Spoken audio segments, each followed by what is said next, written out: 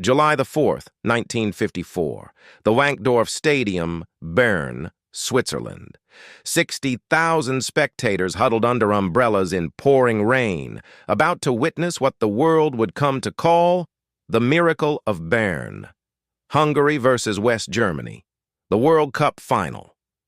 On paper, no contest. In reality, the greatest upset in the history of football. To understand what happened, you must first understand who Hungary were. They were not merely a good team. They were the most dominant force the sport had ever seen. The Magical Magyars, led by Ferenc Puskás, a man with a left foot so gifted it seemed touched by the divine. Alongside him, Sándor Kocsis, the Golden Head, who had scored 11 goals in 5 matches at this tournament. Nándor Hidegkuti, who had revolutionized the center-forward position. József Bosik, the midfield conductor. And Zoltán Csibor, the electric left-winger. This team had not lost in 4 years. 43 consecutive games unbeaten. They had humiliated England 6-3 at Wembley, the first foreign team ever to do so, then beaten them 7-1 in Budapest.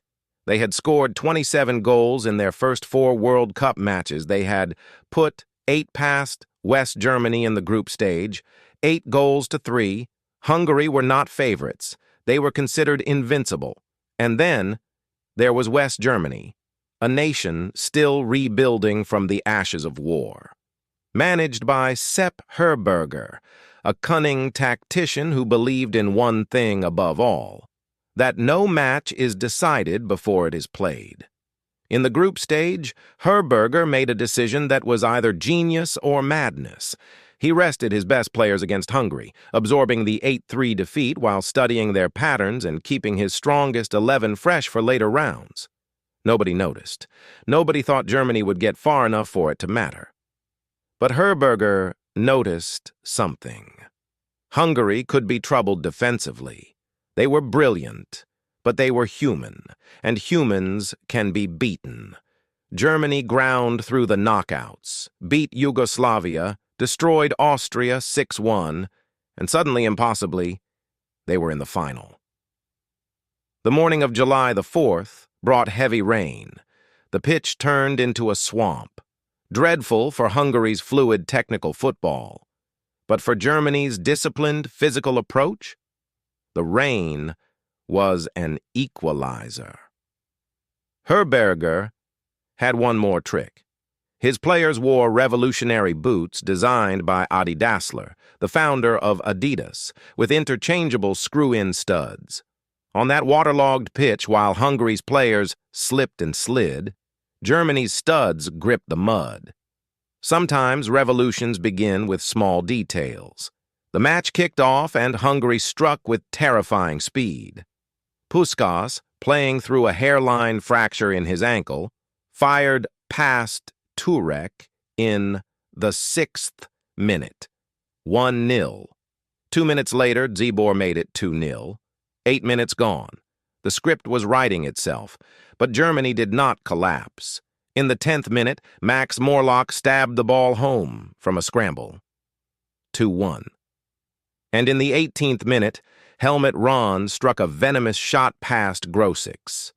2-2. 18 minutes played, 2 goals down, now level. The impossible was suddenly possible.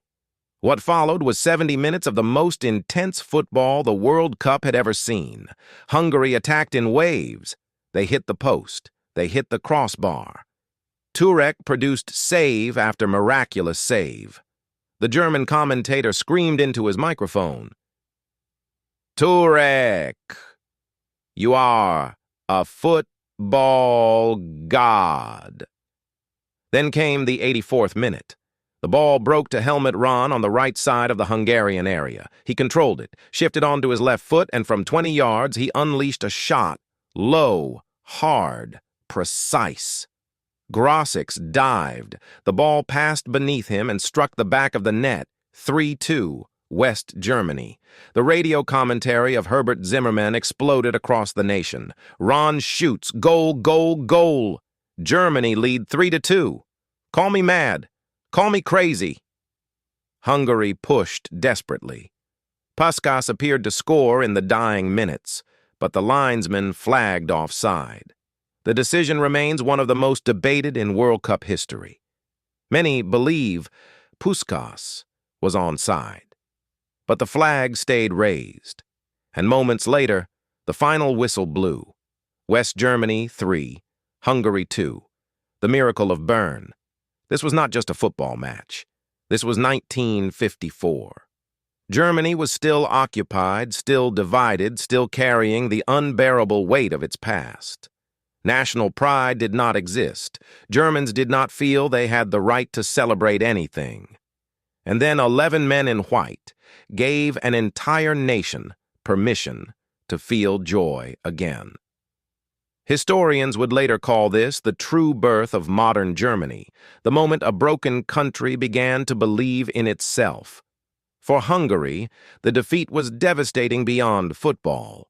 The golden generation would never win a World Cup. The 1956 revolution scattered the team across Europe.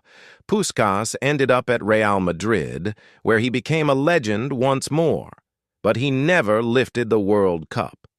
None of them did. 70 years later, the Miracle of Bern remains one of the most extraordinary stories in sport, not because of tactics, not because of individual brilliance, but because it proved that preparation can overcome talent, that discipline can match genius, and that in football, there is no such thing as impossible. Das Wunder von Bern. The Miracle of Bern. Some stories are too extraordinary to be fiction. This is one of them.